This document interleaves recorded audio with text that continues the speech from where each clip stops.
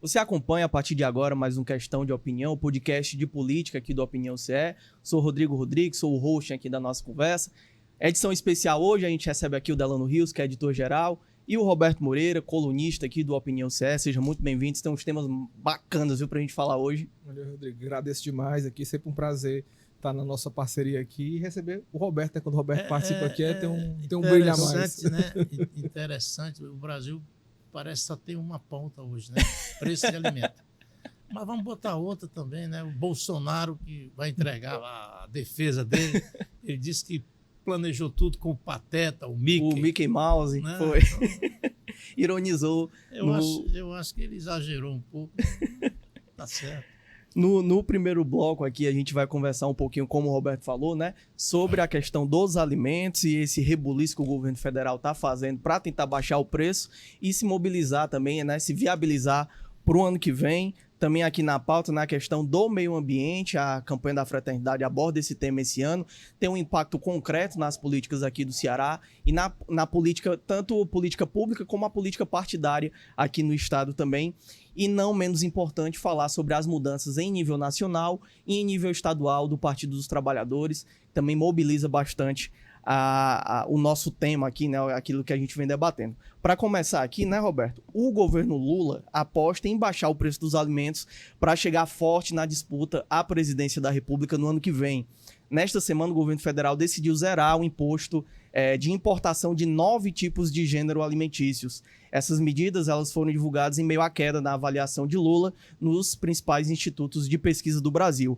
Café, biscoitos, macarrão, açúcar e carnes, né, alguns tipos de carnes, são alguns dos produtos que entram nessa lista. O vice-presidente, o Geraldo Alckmin, também anunciou o fortalecimento dos estoques reguladores da Companhia Nacional de Abastecimento, a CONAB, e isso em fevereiro a companhia havia pedido 733 milhões de reais para reconstituir os estoques de alimentos que foram, segundo Alckmin, né, desmantelados na gestão anterior. Além disso, segundo o vice-presidente, há prioridade para os alimentos da cesta básica no próximo ano. No próximo plano safra também deve diminuir aí o valor dos alimentos. Queria saber como a gente pode começar pelo Roberto? O que você acha, Roberto? Eu estava conversando com o Delano um dia desses. Eu disse, Delano, eu vi uma festa do primeiro Porsche do dono de um supermercado. Não era aniversário, né? Porque o bicho era novo. O primeiro Porsche de 2 milhões de reais. Mesversário. Eu não acredito que o Lula esteja fazendo esse link da sua popularidade para a eleição do ano que vem com essa questão da isenção de impostos nas importações de alimentos. O que ele está querendo é responder à sociedade um problema. E o governo é para isso. Imagina, Rodrigo Delano, o assinte que acontece hoje no Brasil com a tal da economia liberal. Uhum. Agora, o que eu acho errado no governo, quando eu falo governo, eu falo o governo federal, os ministros, o Ministério Público, o Poder Judiciário, as entidades de classe. Eu lembro bem que há 15 anos atrás, você tinha a Associação das Donas de Casa, você tinha os DECOM que funcionavam, os DECOM viraram só um negócio de política. Né? Então, isso nada funciona mais. Um promotor engravatado, ganhando 35, 40 mil reais por mês, por fora, ele não vai mais se preocupar com o preço do supermercado. Isso não vale nada para ele. Um defensor que está ganhando 35 mil não vai se preocupar com isso. O Poder Judiciário que está pagando aqui no Ceará, olha que vergonha, 2 mil reais de vale-refeição. Está preocupado com o preço de alguma coisa? Eu costumo dizer que a gente sempre tem que olhar para o espelho para poder exigir providências. Eu estou fazendo certo?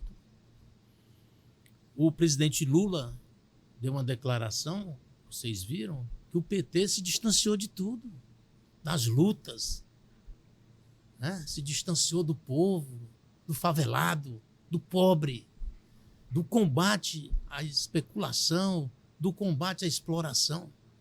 Então, eu acho que esse exército, que é a sociedade brasileira, ela precisa voltar a raciocinar nesse sentido. Por que o Ministério Público, a Receita Federal, os órgãos públicos não fiscalizam isso? Associação de donas de casa, as mulheres. Porque a mulher agora é independente, né? Tem essa onda aí que a mulher agora é melhor do que o homem. Não.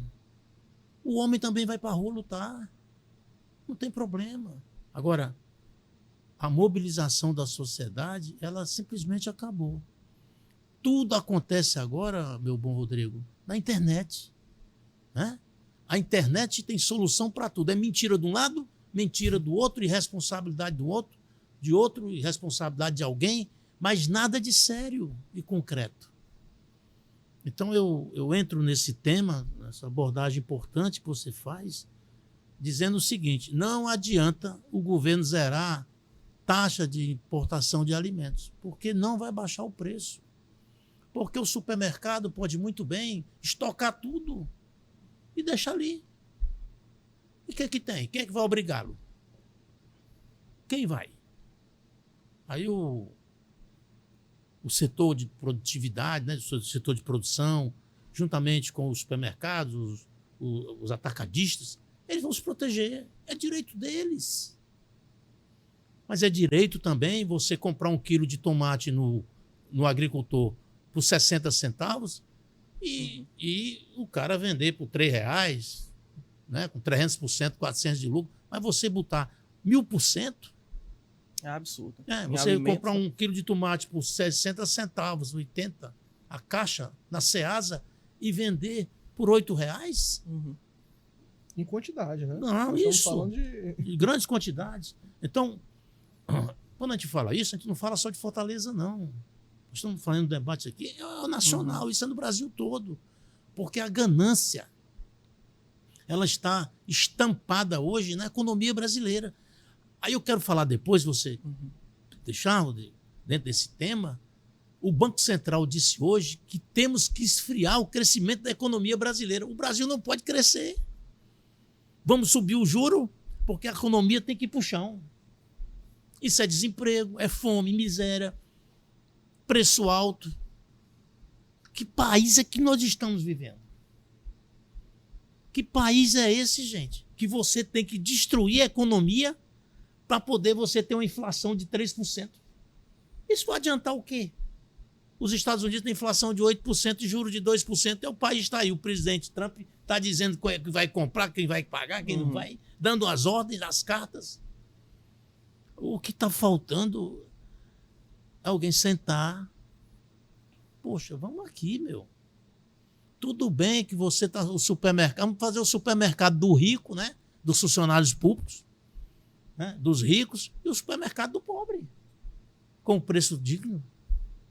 Eu acho que o Brasil precisa ser fatiado dessa forma, o Delano, porque do jeito que está, não pode. Não pode. Aí fica a tormenta de um debate cruel, de um debate cínico, né? De você chegar e dizer, não, o Banco Central disse o seguinte, a economia do brasileiro está aquecida com 3,4% de crescimento do PIB. Isso é maravilhoso. O Brasil está com 5% de taxa de desemprego. Vem aí. Talvez o pleno emprego. Isso não é bom, não? Aí você vai fazer a economia, um juro alto, esfriar a economia, destruir o país e ninguém diz nada. Roberto, só para acrescentar, né? É isso mesmo, 3,4%, que é o maior aumento desde 2021, ali o período na retomada, né, no pós-pandemia, e aí o desemprego também atinge a menor taxa para o ano desde que o IBGE começou a calcular esse índice, que foi em 2012. Então, os números, né, de fato, são bons. Agora, me parece que o Brasil vive um movimento semelhante a que os Estados Unidos viveu também, que culminou na vitória do Trump, né, quando os números diziam que estava tudo bem no país, né? E a gente via isso nos dados, o desemprego diminuindo também, mas isso não chegava na população, né? A sensação de que os produtos estão mais baratos, em que é possível fazer um churrasco no fim de semana, ou então sair com os amigos, parece que isso não vem tomando, né, a vida das pessoas de fato. isso politicamente pode se refletir muito também nas eleições do próximo ano. Aí eu queria passar a bola para o Delano também em relação a isso, né? Essa tentativa do governo federal de baixar o preço dos alimentos também é uma estratégia muito concreta, assim, né? Muito assertiva para o ano que vem. Queria saber se você acha que isso vai surtir algum efeito na prática. Rodrigo, assim, é uma tentativa de surtir, na verdade, assim, vai ter que saber o resultado de que vai sair daí, né? Assim, como o Roberto tem falado, e alguns analistas também fazem eco aqui às palavras do Roberto, a redução ela não é garantida e pode ser que não aconteça, né? Porque sempre tem aquela situação do tipo assim, mas agora hoje o tomate é R$8 porque na verdade choveu. Aí amanhã não, ele é R$8 porque não choveu. Uhum. Aí sempre tem um subterfúgio que você vai dando ali desculpas para aquele aumento dos valores dos alimentos, né?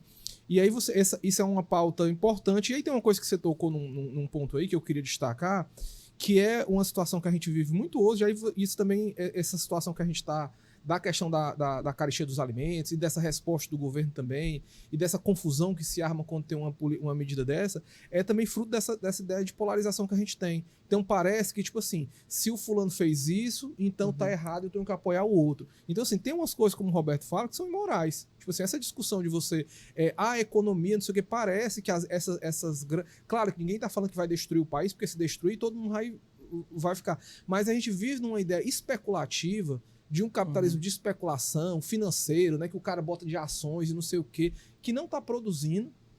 E, na verdade, assim, é para encher de dinheiro, né, ações de empresa, não sei o quê. E o cara que trabalha, e as pessoas, assim, nós temos... A vida real, né? Nós temos um pouco mais de 200 milhões de habitantes que essas pessoas têm que comer, essas pessoas têm que viver, essas pessoas têm que ter saúde. Então, assim, é como se muitas instituições, muitos grupos, né, chegassem e dissessem assim, não, isso não me diz respeito.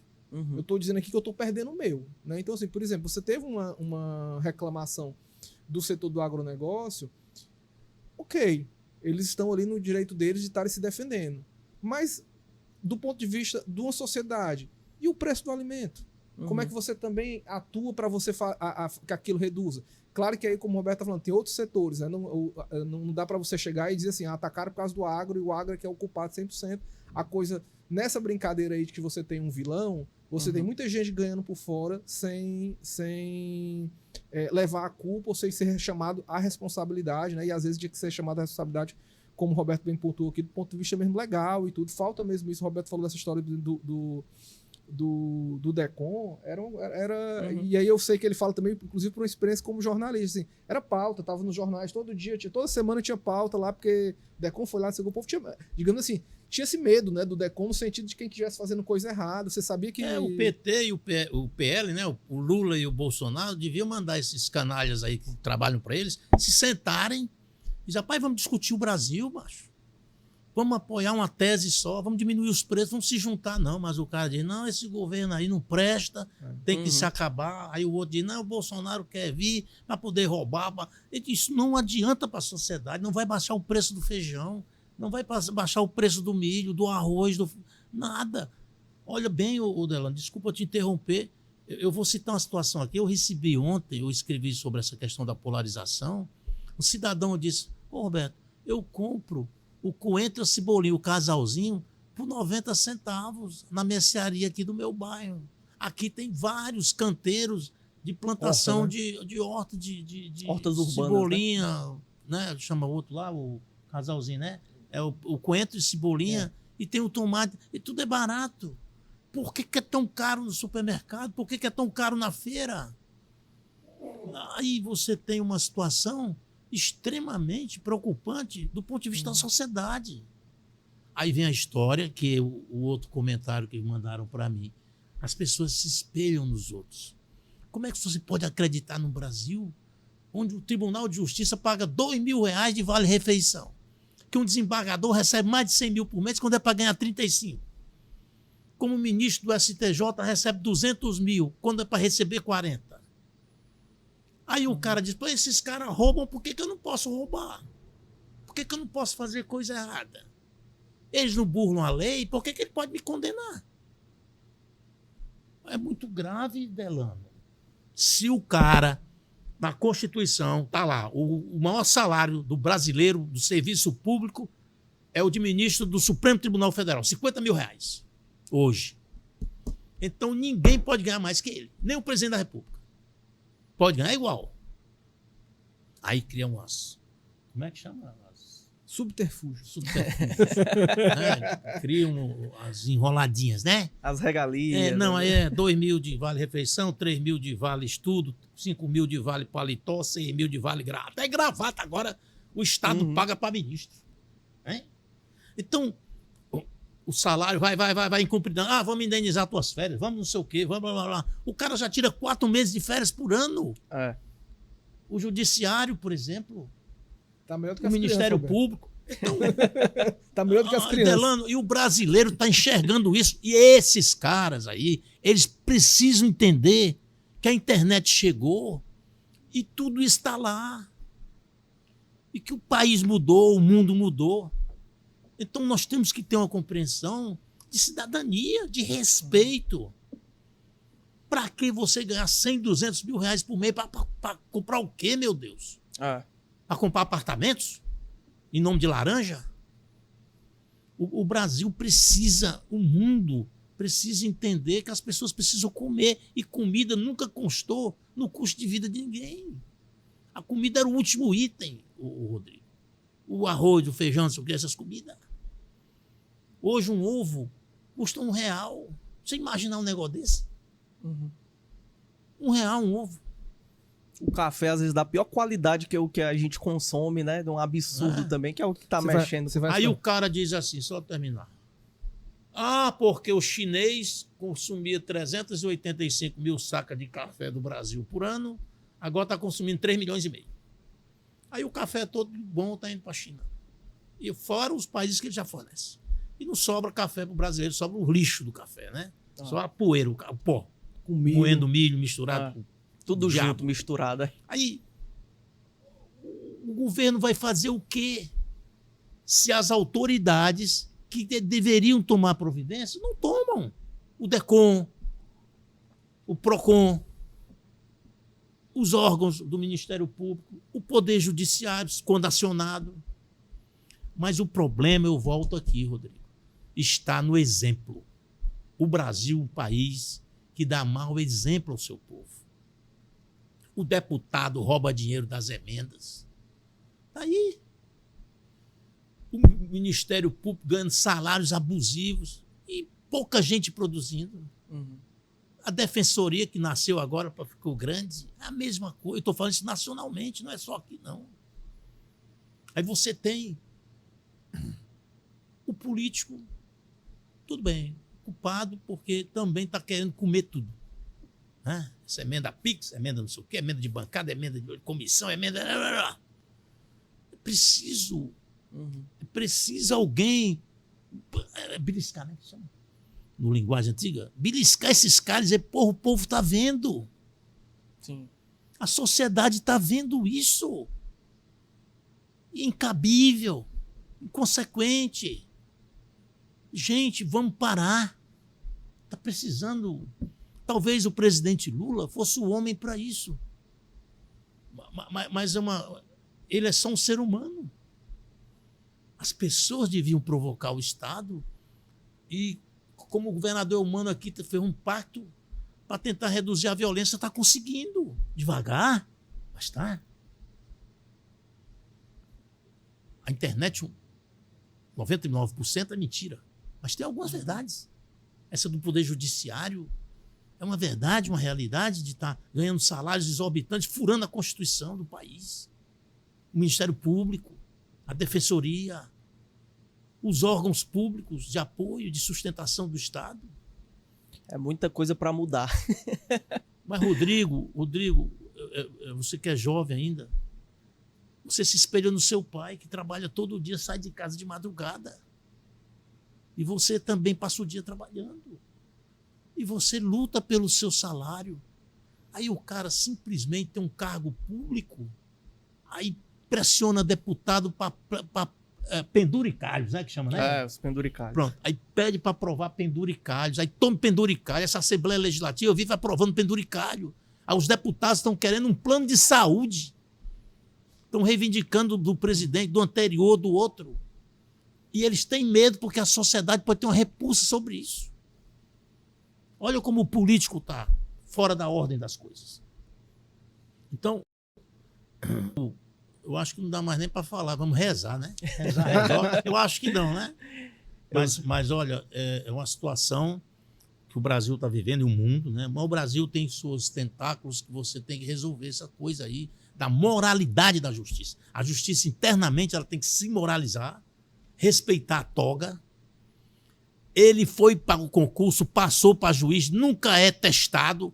O CNJ passou a exigir. Eles odeiam o CNJ. O CNJ também virou uma casa da mãe Chica. Era para ser só 80 funcionários, no CNJ tem 5 mil. Então o Brasil precisa começar a dar o exemplo a partir do seu poder judiciário, que é onde está o equilíbrio da sociedade. Esse desequilíbrio todo aí, facção, milícia, bandido, gente aplicando golpe na internet em todo lugar, é porque o judiciário não tem mais credibilidade para isso. Alguns juízes, alguns desembargadores, alguns ministros até têm. Mas a maioria está nessa lata de lixo. E tem que sair da lata do lixo. E ser juiz correto e ético. É o exemplo. É você chegar, poxa, o juiz aqui é um homem sério. Como é que você vai olhar para um cara desse? Que tem um salário de penduricalho? Apartamentos de luxo à beira-mar? Se tiver só um, até bem, né? Mas tem vários. Vendendo sentença. Aí.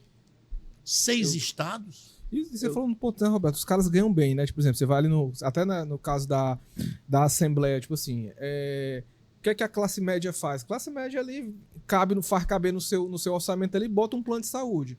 Aí o cara que ganha muito mais do que a maior parte da classe média, ele acha que ele tem que ter um auxílio para ele, porque se ele não tiver o auxílio, ele não pode. Tipo assim, o salário que ele ganha é suficiente para ele pagar um plano de saúde.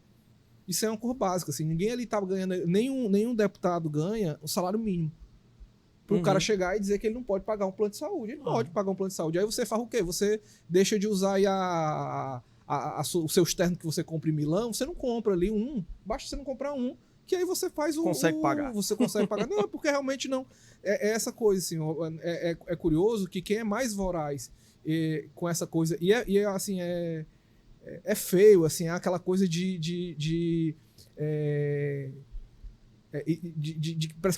quem é esfameado sem estar, né? Porque, tipo, o cara que tá lá desesperado para ganhar um alto valor no auxílio alimentação, pô, o cara que tem, é como se o cara não tivesse, né? Porque quem não tem fica lá, tipo assim, pô, tá mendigando ali R$5 e tudo, não sei o quê, mas não é isso, né? Eu tenho uma opinião pontual, clara e afirmativa. É uma vergonha um pá de coentro com cebolinha custar R$5. Merece ser preso quem vende. É uma vergonha você comprar 1 quilo de cebola por R$12, 1 quilo de pimentão por R$18. Isso é o fim do mundo. Você vê que quando o governo meteu a cara no preço do arroz e do feijão, eles desceram para R$5, R$6. Então não pode isso. Não, tem que ter um respeito. Tem que ter um respeito. Eu sei que o buraco é mais embaixo e o problema também não é tão fácil de resolver e vai demorar um tempo. Vamos correr aqui porque ainda tem coisa para falar, viu? Mudando o bloco aqui, mudando de assunto, né? O destino do PT no Brasil e no Ceará está em pauta, né? Não é de agora e continua, né? Nacionalmente, o senador Humberto Costa, que é de Pernambuco, ele assumirá temporariamente a presidência do partido, que ficará com a vaga com a saída aí da Gleice Hoffmann, né? Que vai ocupar no caso, as relações institucionais do governo federal, foi nomeado, vai assumir essa semana agora. Integrantes do PT que temem a principal corrente do partido, a Construindo um Brasil, um novo Brasil, né, que é a mesma do Lula, o temor aí é que tenha 2 candidatos na disputa pela presidência da legenda. Hoje, o nome mais cotado para assumir a sigla é de Edinho Silva, né, que é ex-prefeito de Araraquara, de São Paulo. Gleice, por sua vez, já externou que gostaria de um presidente do Nordeste. Nisso, surge como um forte nome o deputado federal e líder do governo Lula na Câmara dos Deputados, o José Guimarães, do PT também, obviamente. O estatuto da sigla prevê que Costa deverá convocar uma reunião interna do Diretório Nacional, que é a instância superior à executiva para confirmar o nome do substituto interino de Gleice. Ele terá, no caso, 60 dias para chamar o encontro. Depois da confirmação pelo diretório, a expectativa é que Humberto Costa cumpra um chamado mandato tampão, né, até a posse do novo presidente do PT. A sigla terá eleições em julho para definir o novo comando pelos próximos 4 anos. Isso em nível nacional.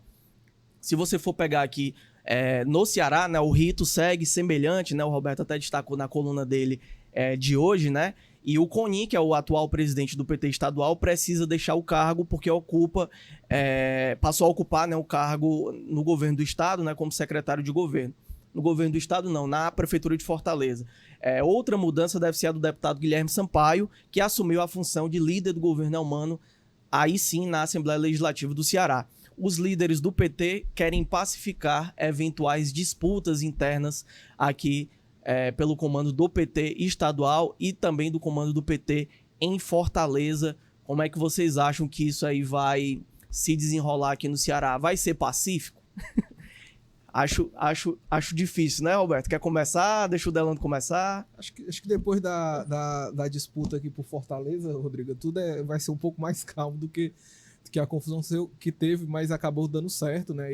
Quando eu tô falando aqui do caso do embate ali da ex-prefeito Luiziane Lins para ser candidata, né? Tudo, só que o PT acaba que tem vai se afinando, né? Assim, o Guimarães, ele tá aí com esse foco. O Guimarães, na verdade, tem um grande projeto, né? Um projeto político que está alinhado, de certa forma, ao PT nacional, que é a questão do PT ter uma presença maior no Senado, né? Então eles estão querendo realmente aí já tem o Camilo, né? A vaga do Camilo, que na verdade o Camilo está aí como ministro firme e forte, aí deve chegar até o fim do mandato e tendo um segundo mandato deve se confirmar. Tudo, inclusive, é um presidenciável, né? Nessa discussão se seria o Lula ou não. E o Guimarães, ele tem esse projeto, tem um projeto também pessoal, né? No sentido de que ele já há muito tempo ele almeja disputar o Senado, né? Acho que mais que isso, ele almeja vencer, né? Uma eleição para o Senado, chegar lá. E aí ele tá nesse projeto aí dele e tudo. Então essas posições que ele pode alcançar com a presidência nacional do PT é importante, né? Ele chegou, inclusive, a ser um nome cotado para ministro aí, no caso, que foi essa vaga que ficou com a Gleice, né? Então, assim, tem muitas coisas em jogo, né? Na verdade, assim, eu acho que queria só destacar uma coisa: o Ceará tem nomes importantes dentro desse grupo petista que está no poder, né? E aí volta a falar do Camilo, que é um ministro realmente de destaque dentro desse governo Lula, né? O próprio Guimarães aí está à frente o líder do governo na Câmara, o líder do Lula na Câmara. Então eles têm nomes fortes nesse cenário, né? Nacional. Então, assim, nesse cenário nacional. Tem feito uns movimentos do PT que eu não sei exatamente se são que são um tanto estranhos. Por exemplo, eu particularmente eu acho que o nome do Guimarães talvez fosse um nome mais bem ajustado ali à posição do que a Gleice, sabe? Acho que a Gleice mete meio com umas confusões. Acho que o Guimarães é político num sentido mais até meio obsessivo, né? O Guimarães ali é político 24 horas por dia e tudo e tal. Então ele tá sempre naquela articulação, ele tá numa conversa, parece que ele tá articulando alguma coisa ou outra. Então eu acho que talvez pudesse ter sido um nome mais propício. Você não acha, Roberto, que o Lula é criado, né? Assim, Cobra criada. Cobra criada, enfim, ele sabe o que tá fazendo ali, às vezes tá vendo lá na frente, né? Esse movimento de levar a Gleice pro governo federal, e aí a Gleice não é a Gleice, só o nome da Gleice, né? Ela representa um conjunto importante do Partido dos Trabalhadores e ela tá na corrente majoritária ali, o Lula faz parte dessa corrente majoritária também, mas o PT, né, como todos os petistas que vêm aqui falam, o PT é um partido da disputa, né? Então internamente também sempre é esse conflito. Você não acha que esse jogo do Lula de levar a Gleice ali pro governo federal, dar um ministério para ela, e aí se acentua também na disputa interna, né, pela liderança do partido, o Guimarães não sai muito prejudicado desse jogo que foi feito ali? Rodrigo, é assim, a política, você não pode pensá-la destruindo. Você tem que sempre olhar para a construção e metas. O presidente Lula não poderia tirar a Gleisi da presidência do partido de forma antecipada, sem lhe ofertar algo melhor. É você cair para cima, né? Uhum. Então, ele fez isso. Mas fez por quê? Ela exerceu um papel importante durante todo o processo do retorno do Lula. Uhum.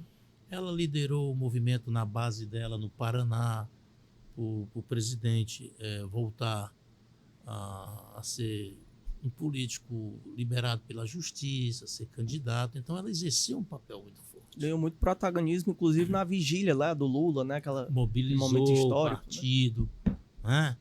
Ela exerceu um papel de defesa e proteção do Lula antes e depois da eleição dele.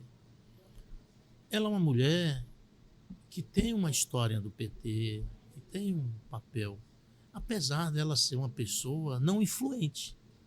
Ela não consegue construir. Ela é uma pessoa extremamente difícil para construir relacionamentos. Por isso o comentário do Delano é correto. Ela foi escolhida para o lugar errado. Se ela tivesse ido para a Secretaria da Presidência da República, ficava escondidinha lá. E aí, Roberto, me permita fazer um complemento. Da Dilma? Eu lembro exatamente do caso da Dilma. A Dilma, o Lula é só elogios para a capacidade técnica, da Dilma. Mas a Dilma, faltava à Dilma a habilidade política que o cargo de presidente exigia, né? Uhum. O Lula falou uma vez que era assim, que disse que os ministros da Dilma tinham duas alegrias. Um era quando ela marcava a audiência e outra é quando ela cancelava. Por exemplo, o Alexandre Padilha, né? O Lula, ele caiu para cima, né? Ele saiu de um cargo onde todo o Congresso Nacional não o suporta, mas ele é, como diz o Bolsonaro, o cara que fornece o Viagra do Lula. Uhum. Né? Então, o Alexandre Padilha foi para um ministério maior do que o que ele estava. Foi para a saúde, né? Caiu para cima, como a gente chama na política. Aí, o Rodrigo, o que sobrou, né? O que sobrou? O deputado Guimarães nunca vai trocar o cargo de líder do governo, que é uma espécie de ministro-geral, porta aberta em todos os ministérios, poder de influência, de definir pautas no Congresso Nacional, por um cargo remotamente de 6 meses, 4 meses, que é até julho, onde vai haver a convenção do partido. E que já está pacificado também o nome, né? Assim, tá mais ou menos encaminhado. Então o deputado José Guimarães é uma águia. A gente fala do Guimarães aqui no Ceará, muita gente debocha, muita gente critica ainda aquele carimbo de cueca, de não sei o quê, que ele já foi absolvido. É uma pessoa que tem um trabalho. Não é demagogia nem puxar saco dele você dizer que o Guimarães tem um papel importante na economia do Ceará, na política do Ceará. Todos os recursos do Ceará passam por ele. Ele senta na mesa da presidência da República. E você não pode desprezar o respeito a essa pessoa. Não gostar? Tudo bem. Não gostar do comportamento dele político? Tudo bem. Ele não é simpático? Tudo bem. Ele não é agradável? Tudo bem. Ele tem defeitos, acertos? Tudo bem. Mas o Guimarães é uma pessoa tratável. Uhum. É tanto que o Lula obteve vitórias históricas no Congresso Nacional, passando pelo Guimarães. Uma reforma tributária, a reforma dessas leis penais, né? Você ter a aprovação de códigos, de projetos que melhoraram a situação do trabalhador, do plano de saúde, uma série de matérias que estão ajudando a vida do brasileiro e do cearense. Recursos para o Nordeste, para o Ceará. Agora mesmo liberou 200 e poucos milhões para esse infinito, essa obra infinita, né? Desse cinturão das águas, né? Que coisa terrível isso, né? Então, o Guimarães é uma pessoa importante. Ele lançou uma nota parabenizando a Humberto Costa por ter aceito a função de interino presidente do PT, a Gleisi para o ministério. E ali ele sinaliza que vai ficar onde está. Uhum.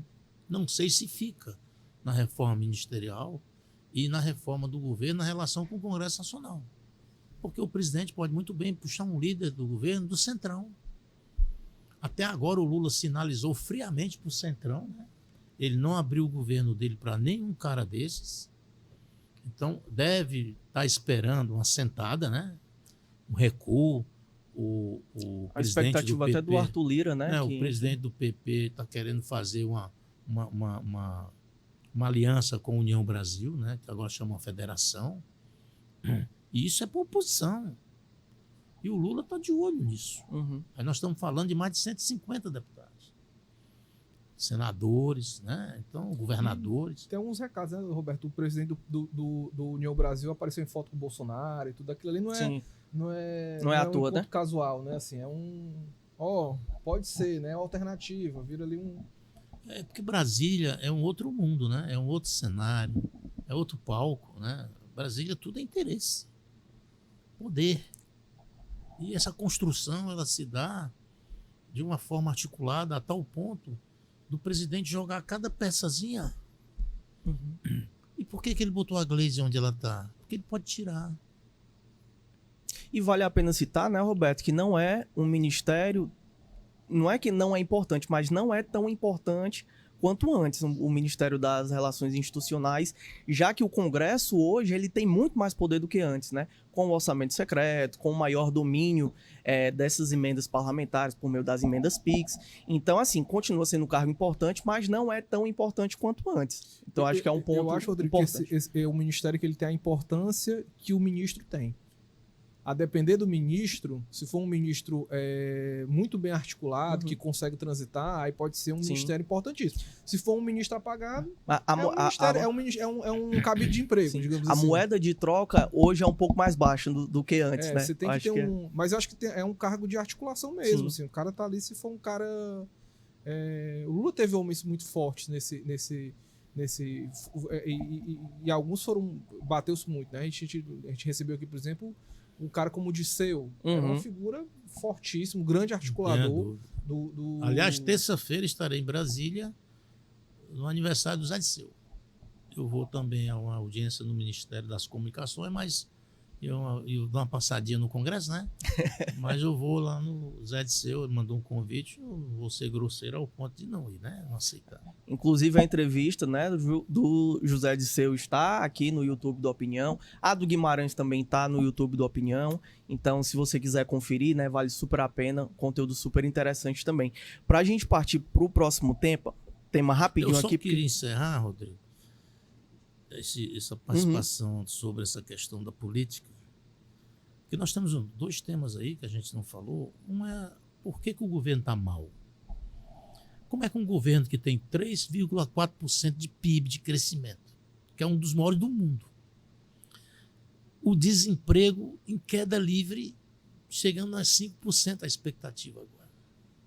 O governo que a indústria está funcionando numa crescente, o serviço, né, a educação, a saúde melhorando, os números.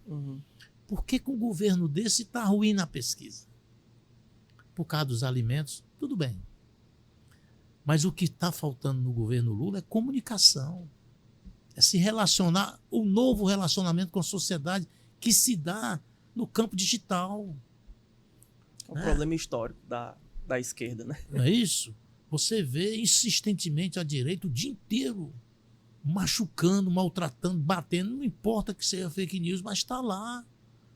E a esquerda parada, neutralizada, achando que o eleitor, o cidadão, não, mas aí está errado, isso é mentira. Mas fica alguma coisa para as pessoas. O Roberto, só uma coisa que eu acho que me impressiona nesse caso aí que você falou, para falar desse ponto da comunicação, é que isso não é um problema que o governo possa ter dito que descobriu. Agora, sim, quando teve a eleição que o Bolsonaro ganhou, durante a gestão do Bolsonaro, na eleição contra o Bolsonaro já se dizia, isso aqui tem que melhorar, essa parte da comunicação tem que melhorar para os partidos de esquerda, para o PT, não sei o quê. O Lula foi candidato, o Lula ganhou, passou o primeiro ano, passou o segundo ano, assim, isso aí já estava lá, isso aí já estava dito que eles tinham que resolver isso aí tá, esse conserto, ele tá atrasado aí há, sei lá, 10 anos. Então, assim, demorou. Eu acho que o que me impressionou em alguns casos é que tinha algumas situações do governo que estavam postas. Aquilo ali, assim, já estava ali. Já era para resolver. Era um vazamento que tava tendo. Quando na festa você viu um negócio lá em cima do teto, você diz, olha, mas aí, meu pai tava pingando água há um ano. Né? E eu acho que essa história da comunicação, como o Roberto fala, é isso aí, mas estava anunciado. Assunto. E outro que é preocupante hoje, a sociedade está atenta, é essa questão do julgamento do Bolsonaro. Hoje encerra o prazo, né? Está encerrando nesta sexta-feira, e é um assunto que é bombástico para a nação brasileira. A sociedade brasileira, segundo as pesquisas aí, 77% consideram ele culpado. Então há uma consciência disso. Mas há toda uma gozação, uma ironia, uma situação por causa do desgaste do judiciário. Você está... vamos um dia discutir isso, porque está na alma do brasileiro. O jovem brasileiro hoje, que está aí, ele desconhece como foi o período da ditadura. O filme Ainda Estou Aqui fez muito jovem, muita gente passar a conhecer uma história que ignoravam. E essa é uma preocupação dos que apoiam esses movimentos.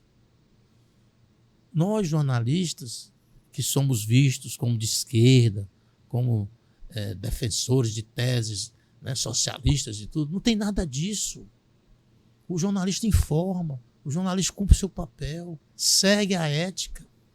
Não nos cabe julgar ninguém, mas você não pode desprezar uma história de uma família onde o pai foi arrancado de dentro de casa por ser deputado, esquartejado, enterrado vivo, por perseguição política de um regime que poderia ser ou militar, ou democrático, ou eleito, não importa. Mas é um crime político. Um crime que é lesa pátria. É como esse 8 de janeiro, malfadado 8 de janeiro, que está sendo julgado como uma tentativa de golpe militar. Não é um julgamento político, é um atentado à Constituição brasileira. É um julgamento de um processo onde as pessoas atentaram totalmente contra o regime democrático de um país. Nós não estamos falando de brincadeira. Porque o pipoqueiro que estava lá foi preso, porque a mulher lavadeira que foi entregar um pedaço de pano passando pelo Palácio Planalto foi presa. Não é essa a questão. Isso aí tudo vai ser resolvido, esclarecido.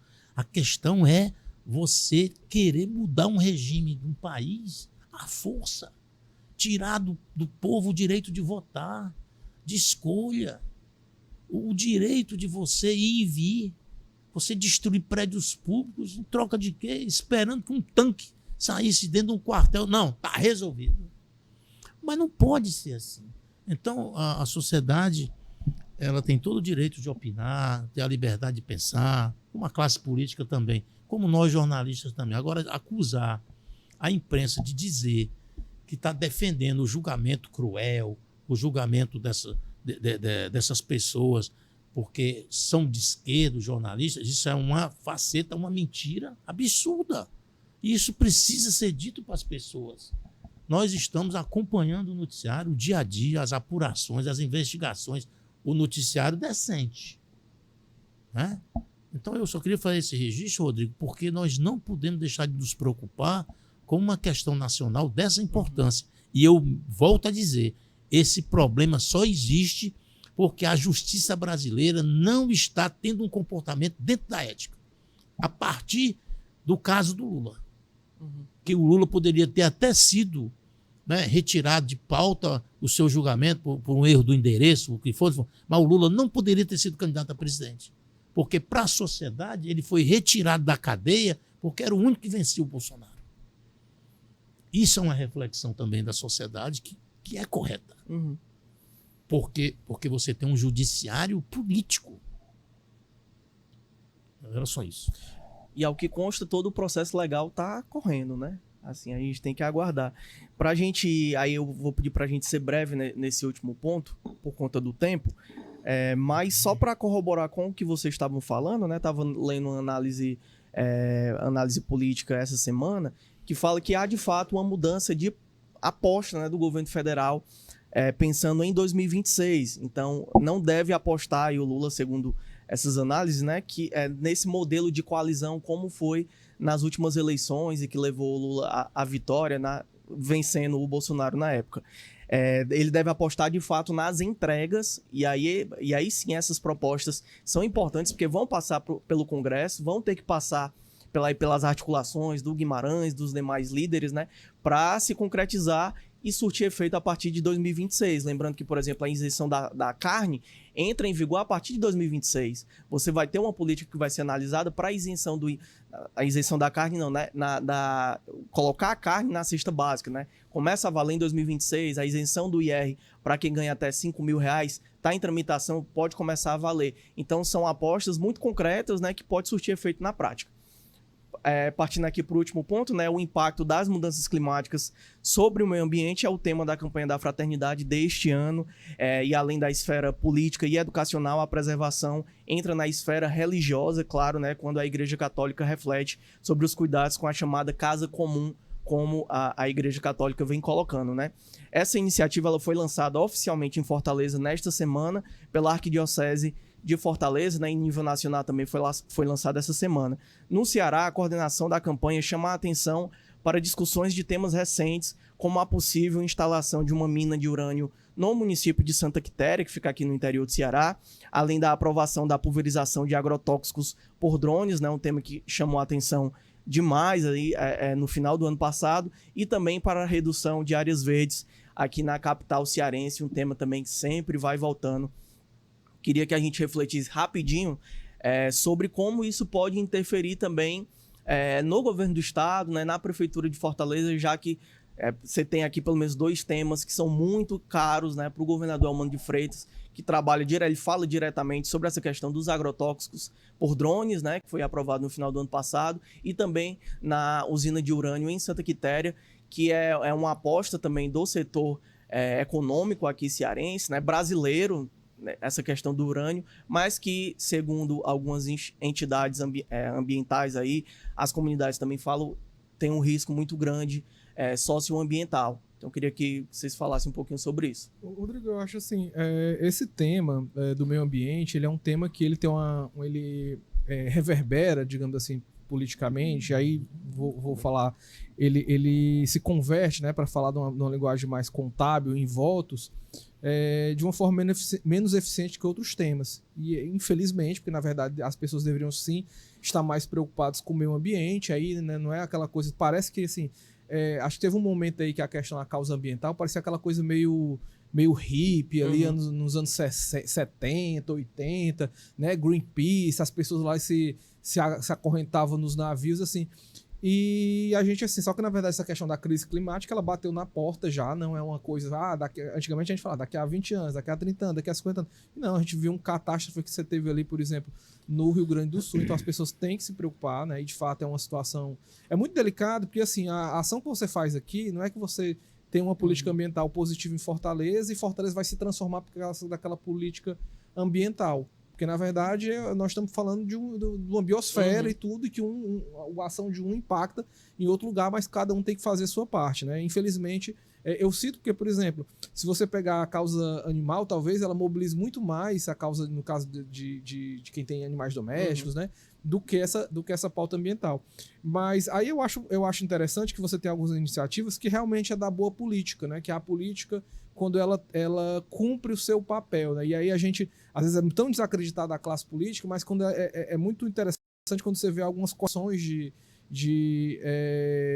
desvios, né? Por exemplo, aí eu vou citar o caso aí que está sendo um dos temas que vai ser discutido nessa campanha da Fraternidade, que é a posição aí da prefeitura, que está tendendo aí a ter, né, encaminhou o projeto para ser vetado lá aquelas áreas verdes que iam deixar de ser áreas verdes, que iam ser liberadas para construção e tudo assim. Fortaleza é uma cidade que já é muito desertificada, porque a gente tem muito pouca área verde, né? Então é muito positivo que tenha essa reversão disso, né? Que foi um daqueles projetos ali que foi aprovados ali no Fechar das Luzes do ano passado. Começou a tramitar essa semana também, né? O veto, no caso.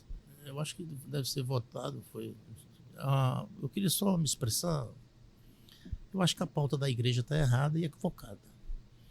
Esse problema da área verde de Fortaleza não é um problema de meio ambiente, é um problema de corrupção. Está sendo vendido, alguém está ganhando dinheiro. Isso aí, Rodrigo, é por isso que a sociedade não confia muito nas pessoas. Isso é claramente corrupção. Tu pegar uma área que vale 100 milhões de reais, que pode ser uma praça linda, um parque, e tu vai vender para uma mixaria. É Em troca estranho, de né? quê? Não, é corrupção. Não tem outra palavra para isso. Então, é corrupção. Eu acho que a igreja podia discutir Jericoacoara, o litoral cearense. É uma pauta decente. É uma pauta. Essa questão do drone é outra besteira. Quantas pessoas morreram no Ceará porque come o tomate produzido aqui, o girimum, o pimentão? Não tem isso. O Ministério do Trabalho está lá na fiscalização, tem que dizer como o homem deve trabalhar, que tem que decidir que o drone ele tem que ser muito bem colocado para não prejudicar a comunidade. Isso é que tem que ser feito, é a profissionalização das coisas. Agora você vai parar de produzir, porque um deputado, meia dúzia de ambientalistas fajutos são contra. Não é assim. Não deve ser assim. Aconteceu morte, aconteceu um caso de câncer, 2, 3. Vamos ser claros.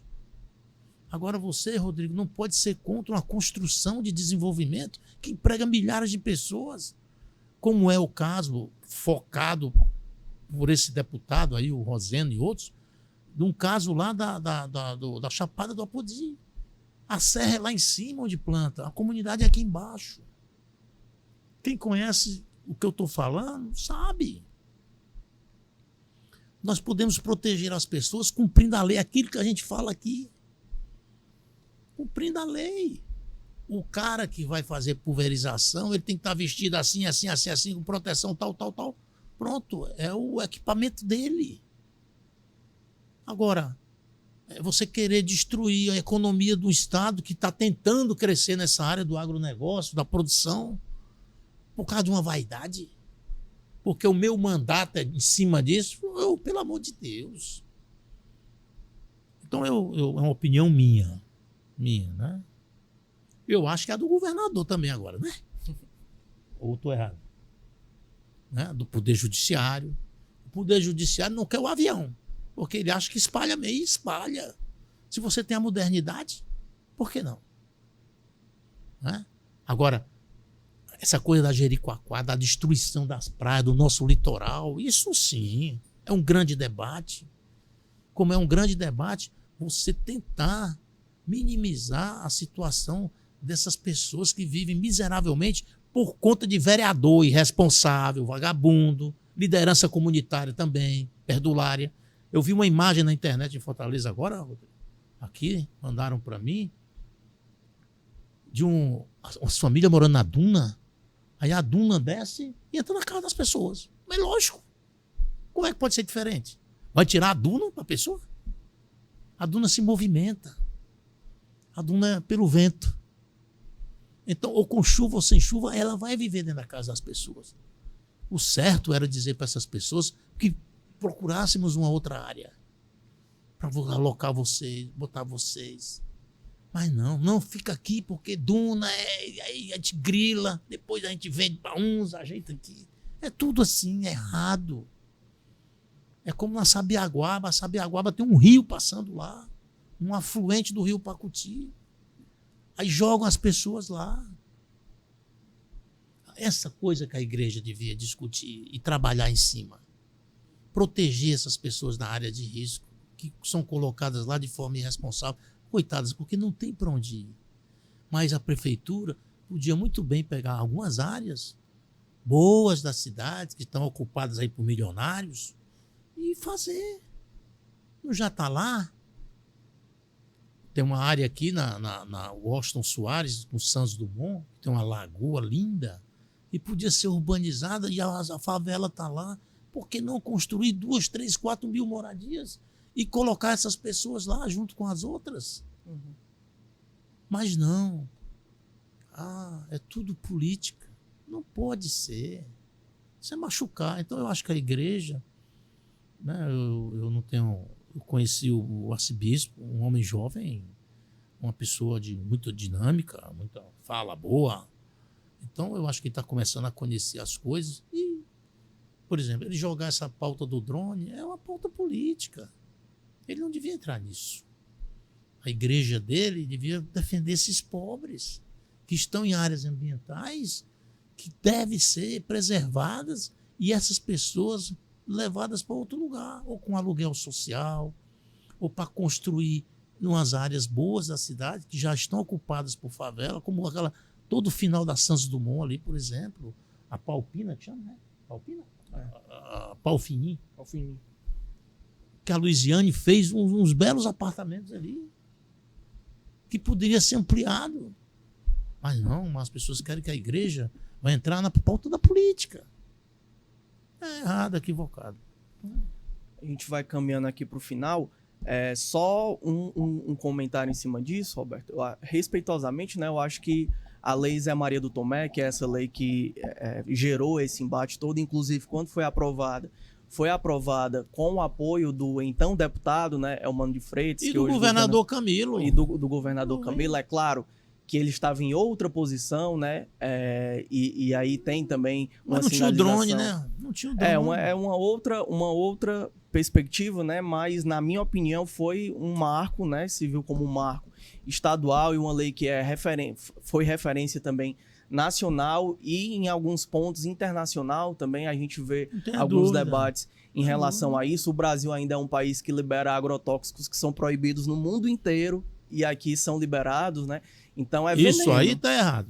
Né? Então, assim, na minha opinião, né, a igreja ela tem exposição, porque ela tem uma comissão, a Comissão Pastoral da Terra, né, a CPPT, né, que atua também nessas comunidades, e aí há um diálogo muito claro também com as comunidades do interior do estado. Para mim, um debate importante também que se tenha, até para avaliar e cobrar, né, que seja, já que a lei está aí, que seja feita de forma correta, né, de forma coerente, com preparo e com o acompanhamento dos órgãos oficiais. Sim. Então é isso, né?